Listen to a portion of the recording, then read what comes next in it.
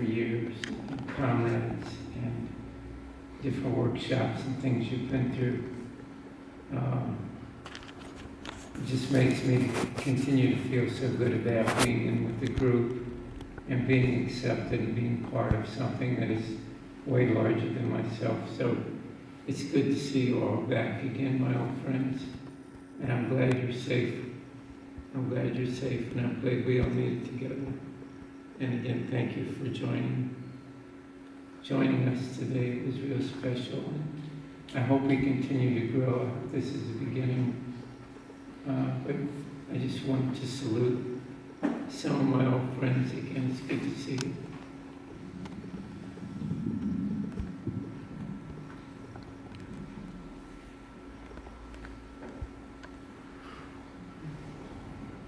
How do you encourage yourself to keep practicing, to improve yourself?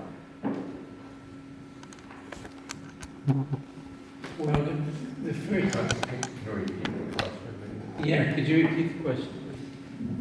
And my question is, I know that it's good to do this mindfulness thing, but how do you encourage yourself to keep improving yourself?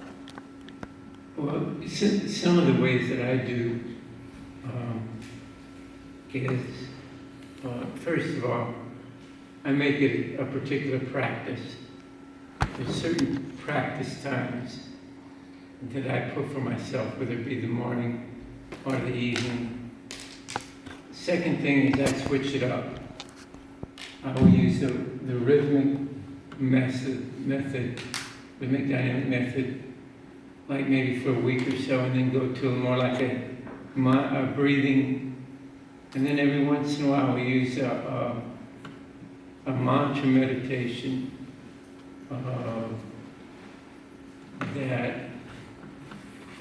that I'll use. One of the things that helps sometimes is when you get in a rut is, I've already talked a little bit about social media, but every once in a while I go on and I watch somebody like a Jack Kornfield, who does really good meditation. He worked with Ajahn Chah. I will watch him and I will do a meditation with him. So I'll switch it up. But for me, when I first started coming here, I said, I'm going to do this for a year. I did it for a year.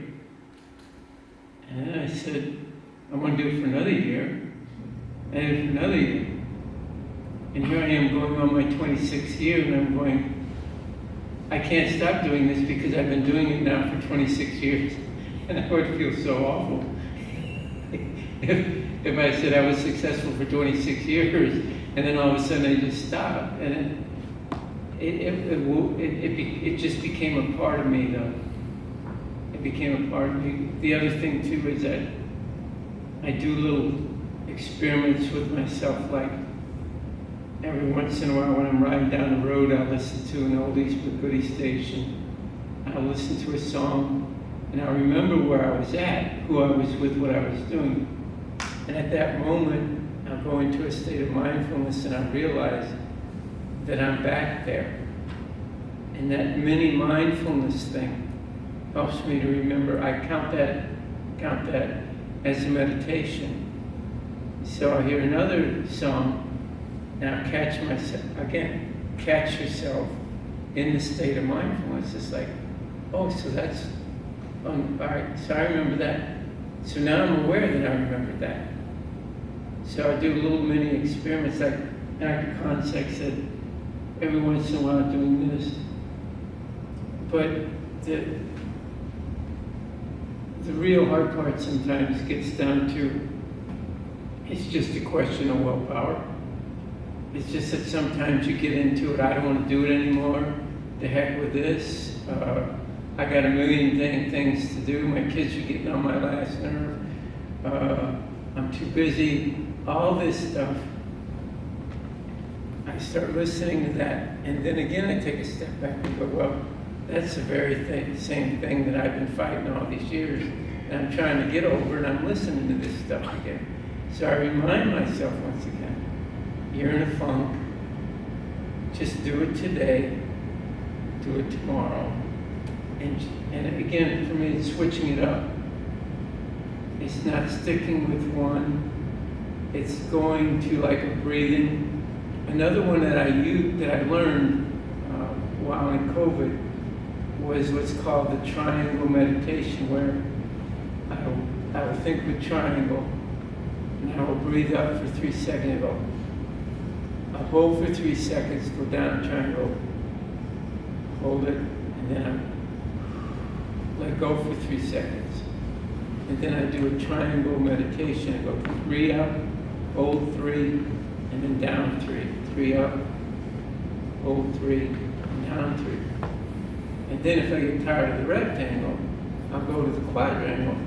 I do 4 up, 4 over, 4 down, 4 over. But this is not an easy task. I think one has, if you're really going to do this, you have to make a commitment to a meditation no matter what it takes.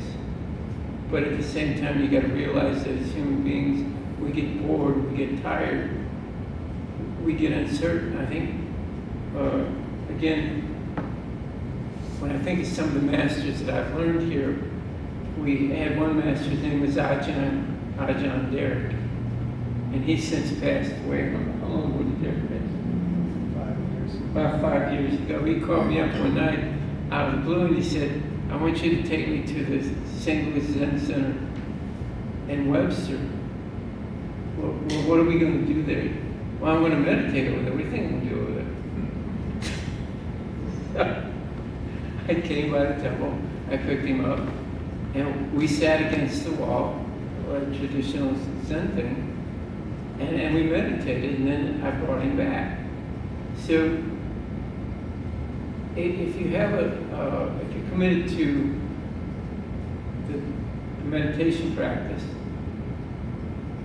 you stay with it now.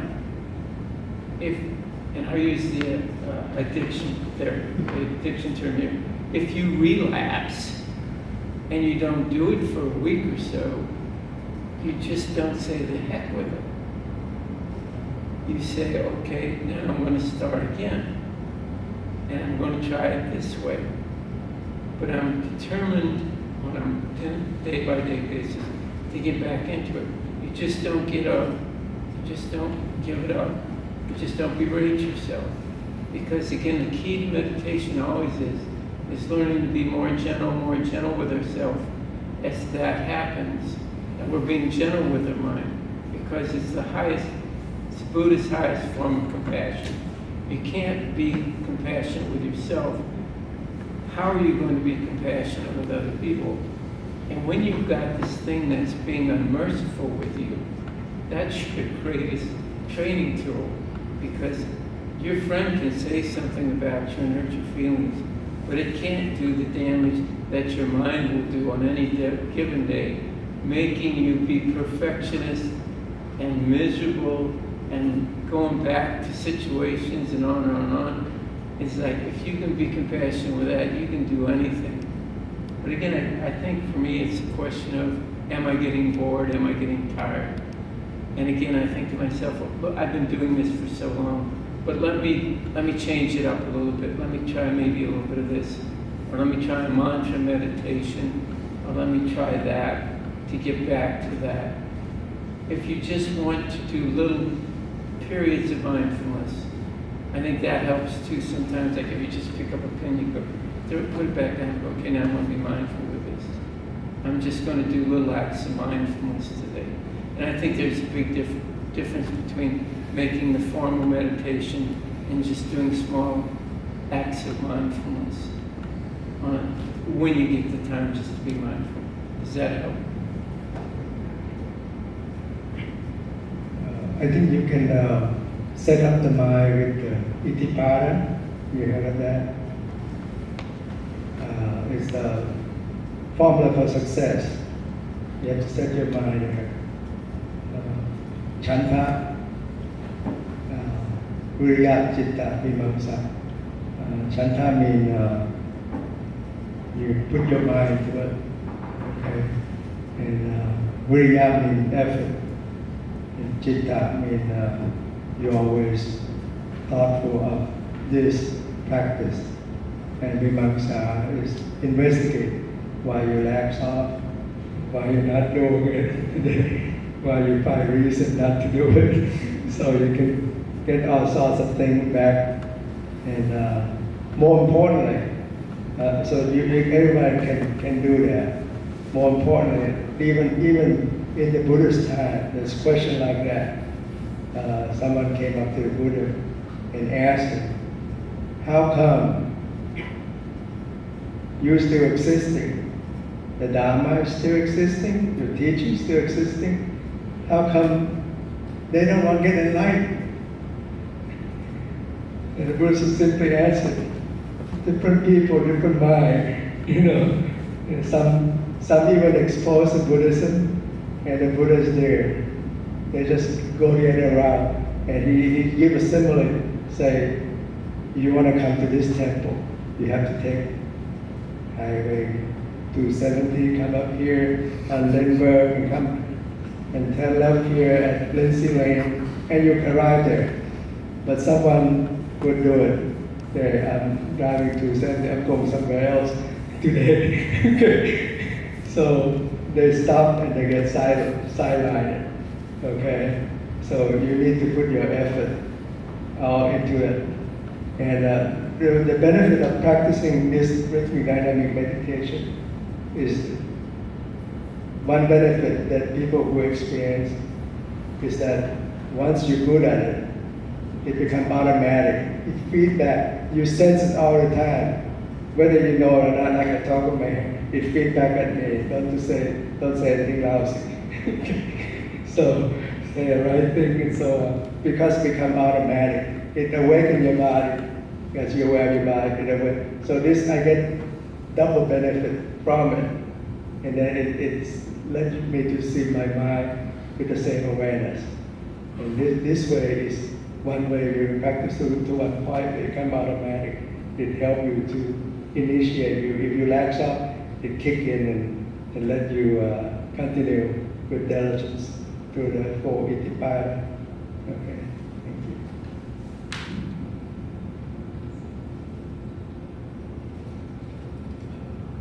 Glasses.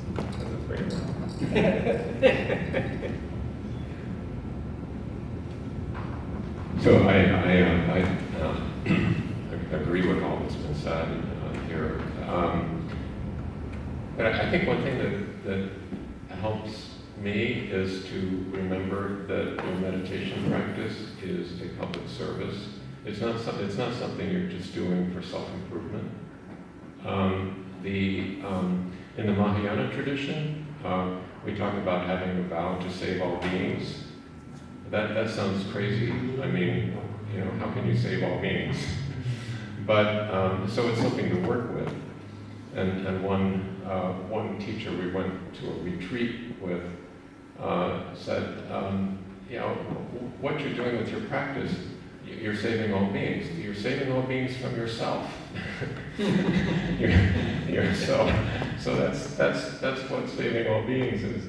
So it's not just for self-improvement, like one other thing to do along with exercising and good diet and all this kind of thing.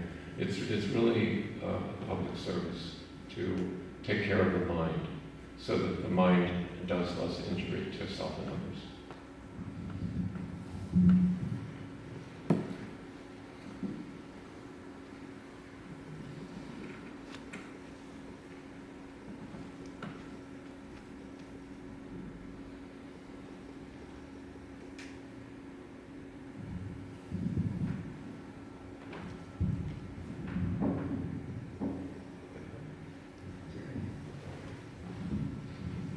So, are we any more questions before we close?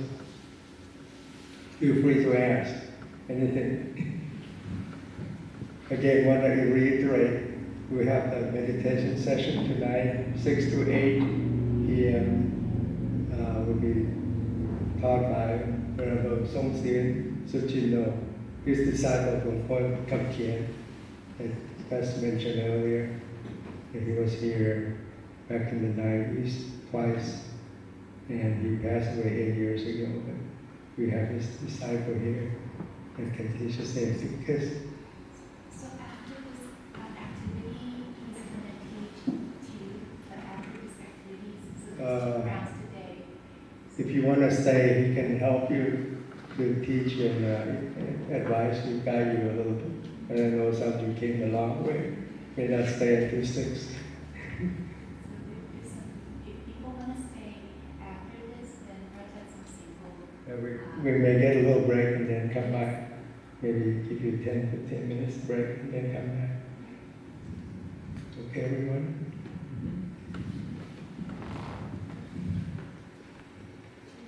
Shall we begin? Okay. Usually we end with the supreme attitude, sharing loving kindness. You can read this. I don't have any hangouts. You can see.